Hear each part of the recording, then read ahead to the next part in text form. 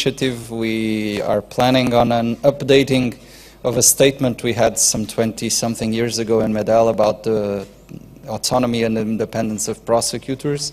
So we hope that it will be an important event and to mark once again the intervention of Medell as I told you, a judges and prosecutors umbrella association in Europe. It's up to me to present our two guest speakers that will be speaking this afternoon. If by any chance there's some mistake in this presentation, they will have the opportunity to correct me. We'll be first hearing Anthony Jason Myers. He's a former Deputy District Attorney from Los Angeles. He's been working for 35 years in the criminal area, 25 of them as in the prosecution service. He is no longer in the LA District Attorney Office, but he will give us an insight of what should be the internal priorities and activities of public prosecutors to better fight the increasing danger of international crime. Then the floor will be at Maurizio Romanelli.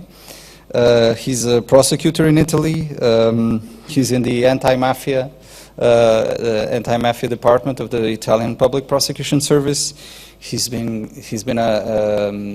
an assistant general prosecutor in Rome. As far as I understood, he's now planning his comeback to Milano, but he's by now working in Rome.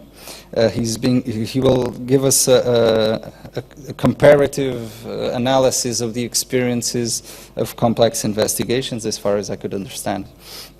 The floor is up to them. I would just like to have this opportunity, because this is one of our main concerns, and it's a policy of Medell not to leave it unspoken in any international event which we may attend.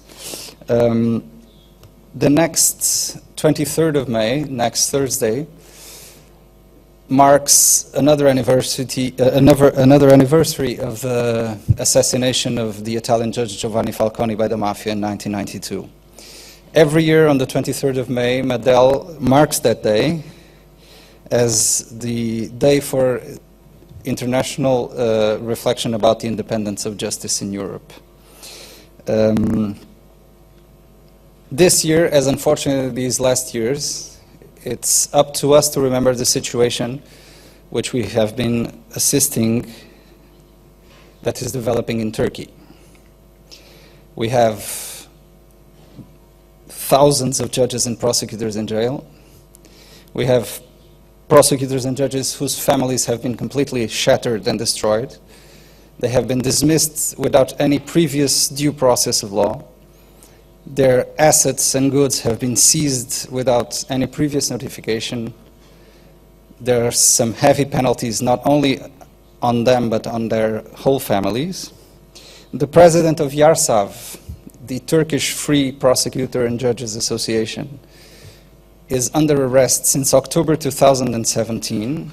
He was convicted in January this year to a 10-year imprisonment after a process who did not meet one single standard of the international standards of what should be a due process of law. Judges have been changing constantly during the process. Anonymous witnesses have been heard without their identities being disclosed, not even to the defense lawyers. The imprisonment decisions were being taken without any concrete evidences. Despite all the reactions of his lawyers, of the international organizations as Medell, the European Association of Judges, and the International Association of Judges, he was convicted to a 10-year imprisonment conviction last January. He was awarded in 2017, under proposal of Medell and the European Association of Judges, the Václav Havel Human Rights Prize by the Parliamentary Assembly of the Council of Europe. I would like to recall this because being this an international event, a regional conference of the International Association of Prosecutors, we should never forget his example and the example of all free Turkish judges and prosecutors who are being persecuted and whose only crime was trying to defend the rule of law. It's never too much to remember them, and it's up to us to remember one thing, that no judge or prosecutor anywhere in Europe can feel free or independent while one single one of these judges and prosecutors is in jail in Turkey. Thank you very much. I will now give the floor to Antonio Marques.